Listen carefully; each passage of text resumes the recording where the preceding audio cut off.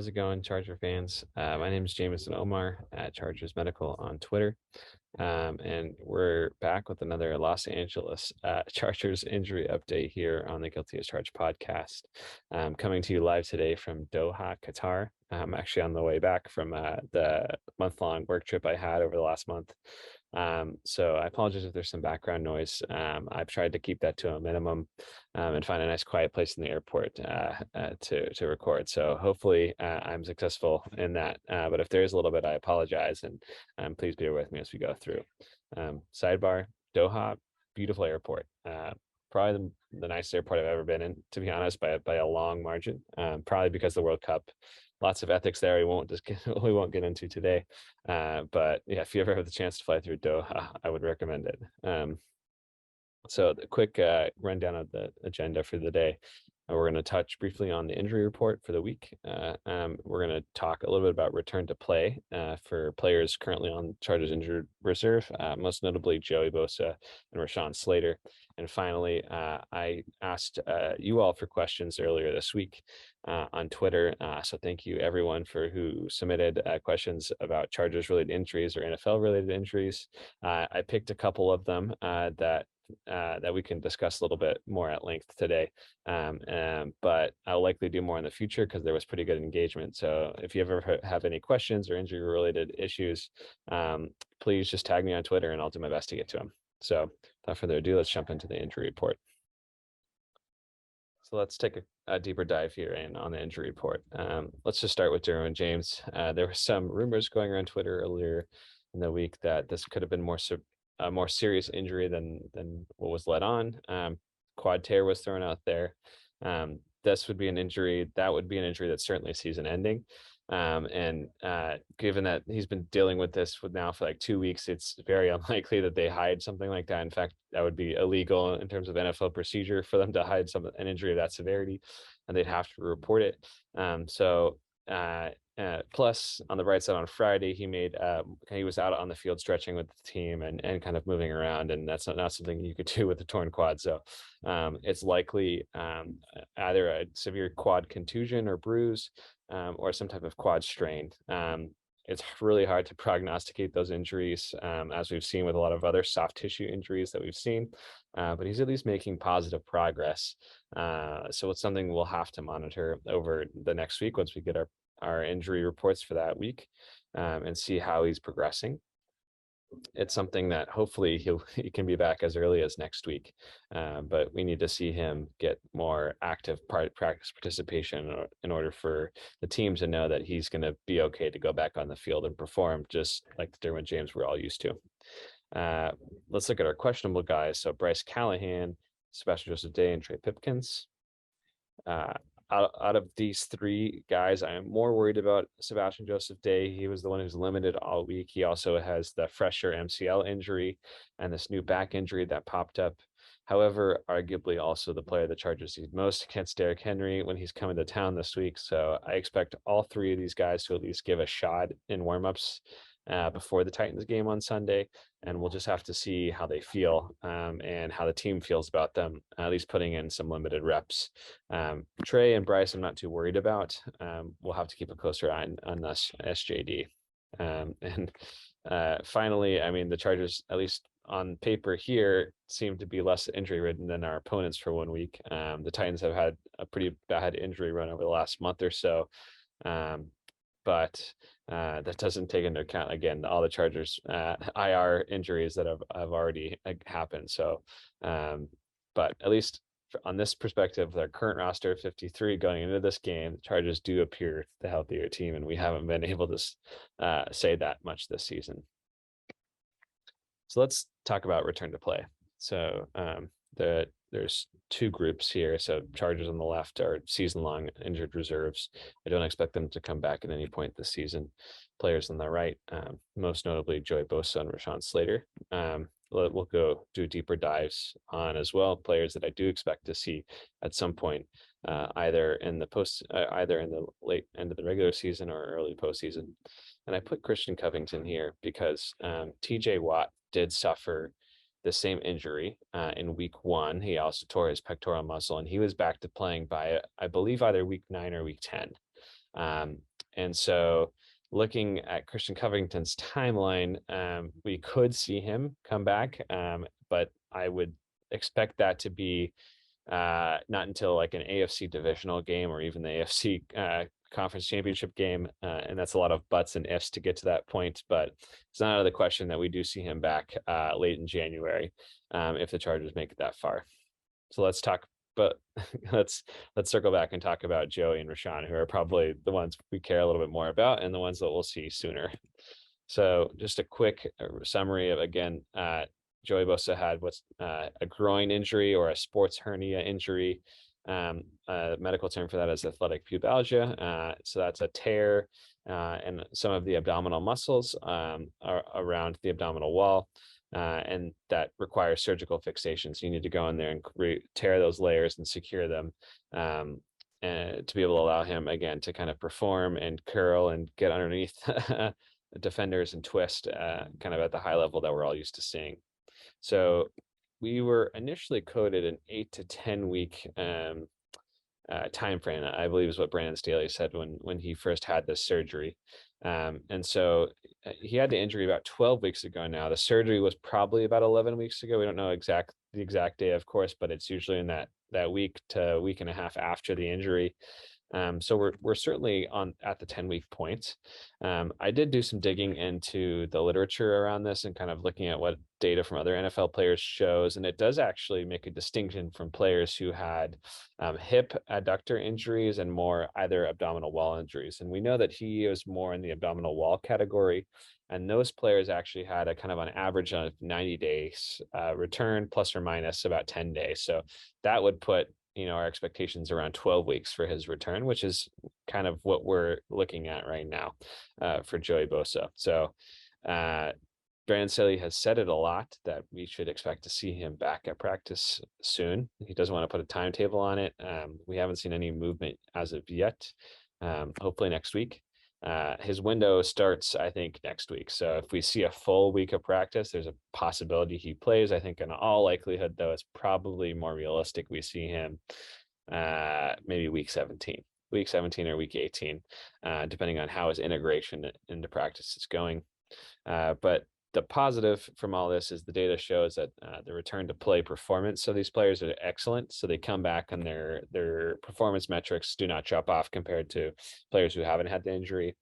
And their careers are not affected long term with these injuries. Players heal well and have full careers. So it's not necessarily something we need to worry about moving forward, but we obviously want Joey to come back when he's ready to play and sooner rather than later. So now let's talk about Rashawn.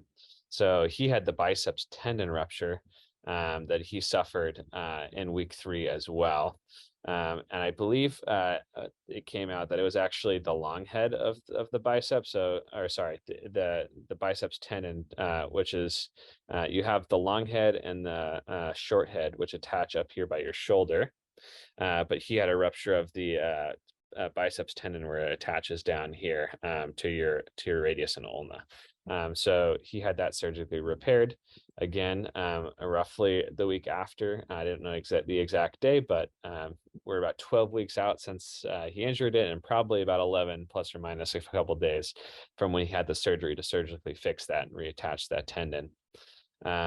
These injuries, the data shows, is on average for players, it's usually what they call season ending, because players will suffer this, either mid or late season and have the surgery, and it doesn't even, it's at least a minimum of a 3-month recovery to some semblance of functionality.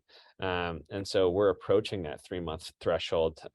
There's been a lot of positive optimism about his return at some point in the regular season. Initially, it was like a playoff speculation. However, he is a young guy. Younger people tend to heal a little bit better and a little bit quicker.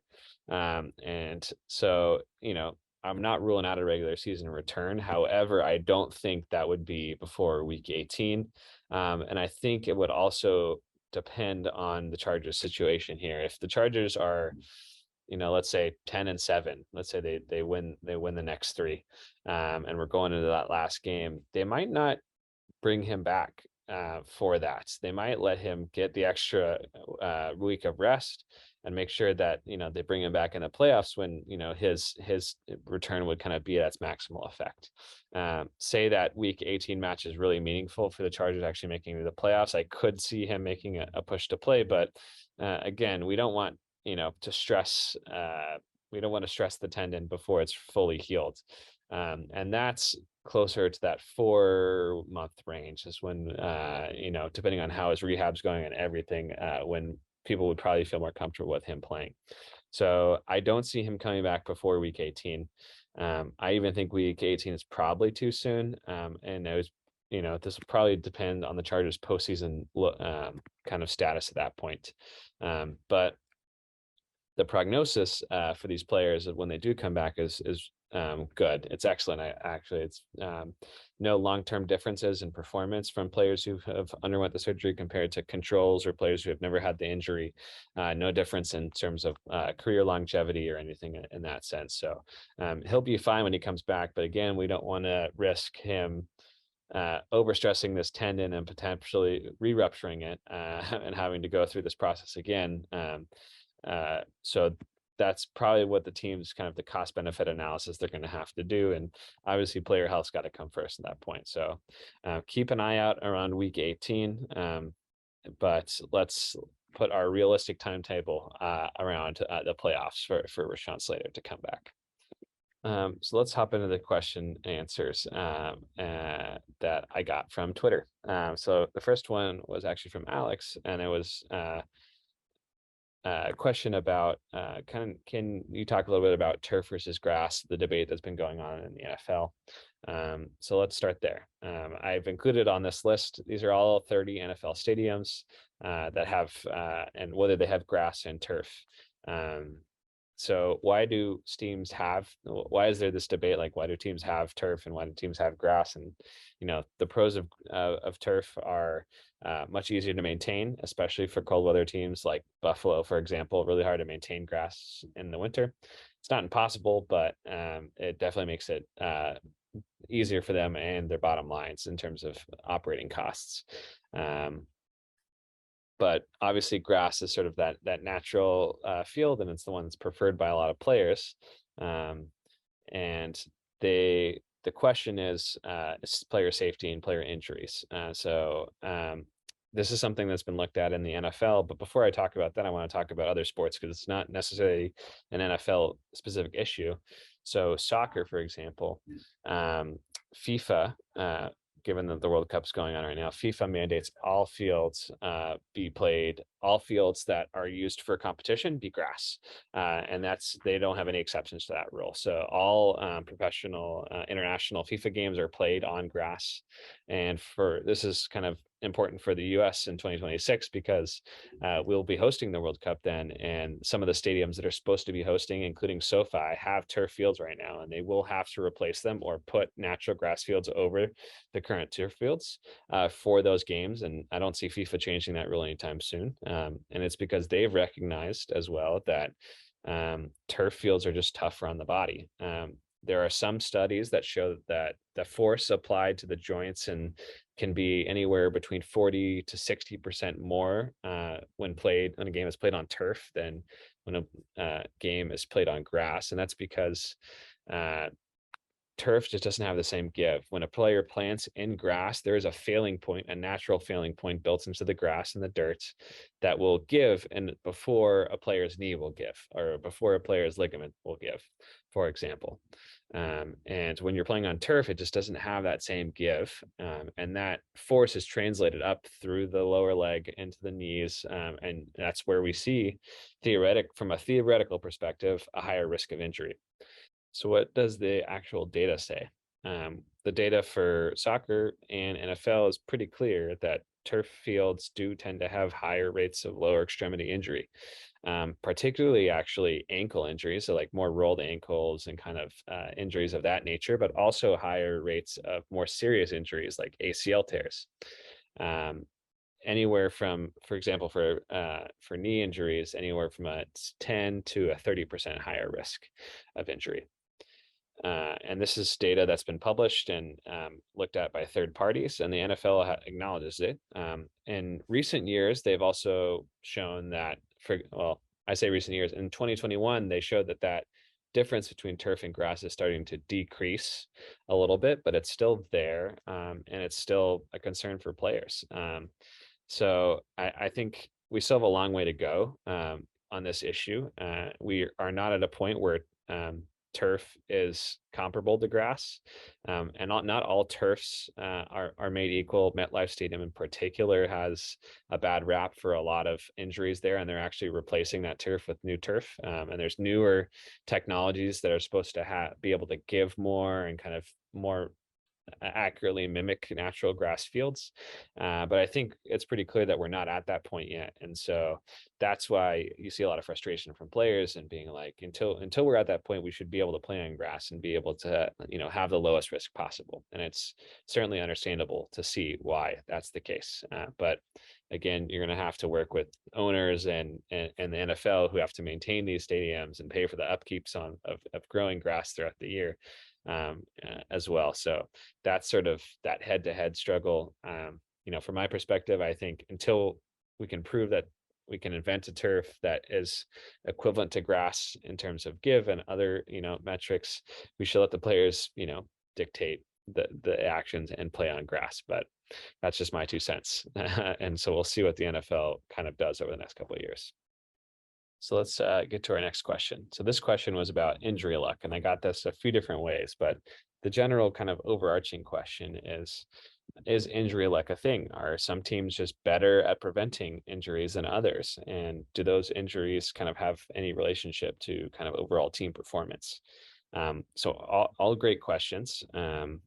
And let's start by looking at this kind of graph on the right. So I actually found this one I thought was really interesting, and it kind of tried to correlate, is there any relationship between injury suffered and success of a team, for example. So this is injury data from 2009 through 2021, and ranks the average number of injuries per week, kind of reported by a team over the course of all these seasons. And as you can see, the Chargers are, roughly here in the middle, and the New England Patriots are up there on the top. And as we all know, at least in their, early 2010s, they were winning Super Bowls quite regularly, and they were among the most injured teams. So there is some, good teams and good franchises figure out how to make things work. And it's not something that, can always be controlled, or that correlation between injuries and success can't draw a solid line between that. Obviously it is a factor, but good teams find a way to get around it. But that's not to say that there's nothing that can be done to prevent injuries. So Los Angeles Rams on this list are near the bottom, and I think they're widely recognized as one of the healthier franchises, and that's really correlated to their medical staff and the strength and conditioning they do.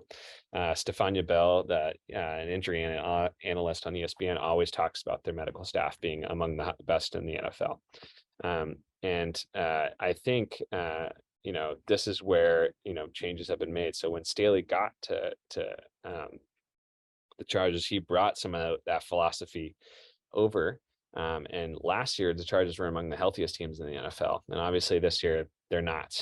They're actually worst. And, there's just variability in that. Like, we can't always predict. But over the long term, if Staley's bringing that kind of, Rams philosophy of player maintenance and player health and flexibility and strength and training, conditioning, and all that jazz, ideally, the Chargers will, be farther down on this list, and that in turn will help play on the field. So, is injury luck a thing? It is highly variable, so it's really hard to predict. But in general, there are trends that you can kind of train for, and hopefully, Staley continues to implement them over the course of his tenure here in Los Angeles with the Chargers. But we also have to keep in mind that, the best teams will still find ways to win despite injuries. So lastly, let's talk about JC Jackson. So I got a couple questions related to him, about why this surgery right now when he got to LA when it wasn't or didn't at least appear to be an issue back in New England, and also commenting a little bit about any relationship to his patella tendon rupture and kind of future prognosis for him. So let's talk about osteogonum again real quick. So this is this little bone in the heel. It's present in about 5 to 10% of people. And for most people, you'll never know you have it. It doesn't bother you, and you can still do all your normal actions, and it just exists there. But for some people, it causes issues. So especially when they're plantar flexing. So when you point with your toes down to the ground, you're kind of going up on your toes. That action can theoretically cause that bone to get caught in between your calcaneus, your heel bone, and your tibia.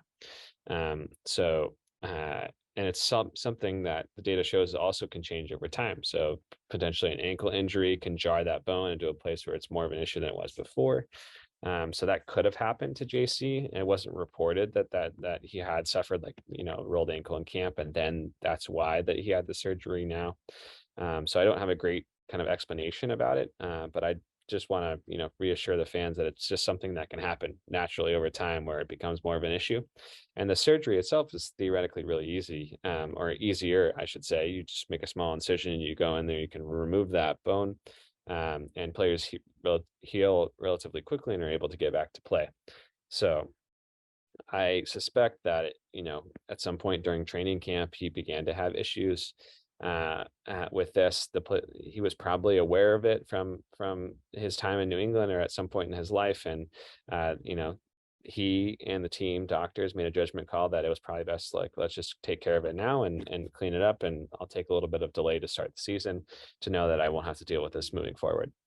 So is there any relationship between the surgery that he had and his patella tendon rupture?